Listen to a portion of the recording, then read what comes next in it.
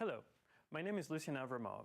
I'm an engineer at Cisco, and I'm here today to tell you about OpenStack and networking, how these two come together, and how the networking part interacts with OpenStack, what is important for you to take away so you understand exactly, simply, how these two come together. So here on the board, I've drawn basically the network aspect of OpenStack. It's a project called Neutron, and I will cover this project in detail. There is another project in OpenStack, which is the dashboard, which is called Horizon.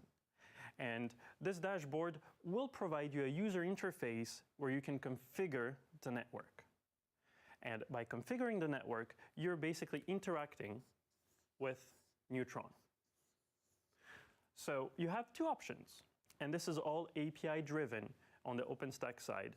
You either will have an application, and your application can actually talk API to the network side, or you can also have the dashboard that will actually push configurations on the network side directly on this network piece. As you can see, this is the most important part for the network aspect. And it's decoupled in a few elements. So let's first of all take a look at where this Neutron piece is actually located.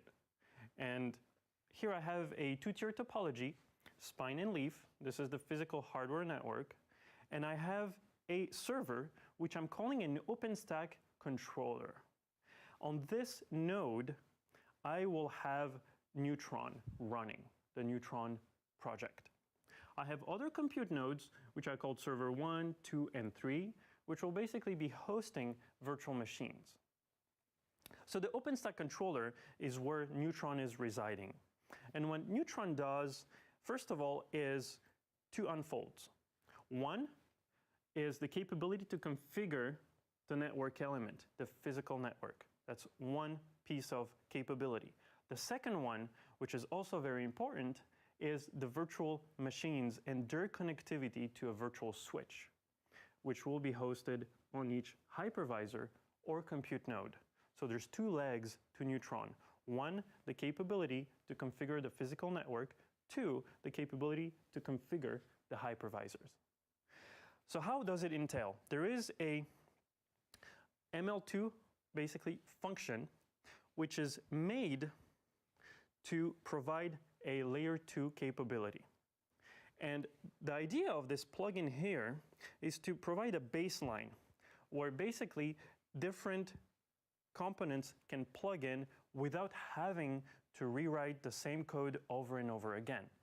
So for example, if you have a Cisco network, you will have a Cisco capability that will be provided by Cisco to configure Neutron, and this will plug in into the ML2 plugin. If you have an Open vSwitch, you will also be leveraging Neutron, but you will also connect to the plugin. The fact to have this plugin avoids all these different parties that want to develop code for OpenStack to have to rewrite the same functionalities over and over again. Databases, mapping, and so forth. So the idea is to leverage a baseline of code available for everyone and to plug in there. Two types of components can be connected to our ML2 plugin. A type manager, and this will be an in-cap. So we can have VLAN, VXLAN, and GRE today. A mechanism manager. What type of device will connect and what functions? So you can have, for example, a Cisco network, a vendor X network, and so on. Hyper-V. You can have Hyper-V VMs, and so this will plug into that. An Open vSwitch capability to configure Open vSwitch on your compute nodes. Or the more basic Linux bridge, which provides L2. With this is the framework of Neutron and how this will get instantiated. So we have Neutron here on the controller, and say you have, here we have our Cisco fabric, obviously. So Neutron will basically configure the switches and allow the VLANs that the new virtual machines will have.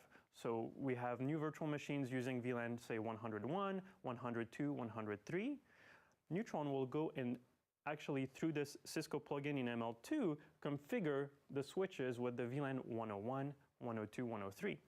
At the same time, Neutron will also go through, for example, Open vSwitch and allow here VLAN 101 for this VM1, VLAN 102 for this VM2, and VLAN 103 for this VM3.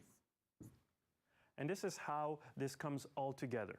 We have OpenStack on the top, and that will configure your physical network and the virtual network where the VMs are and bring these pieces together.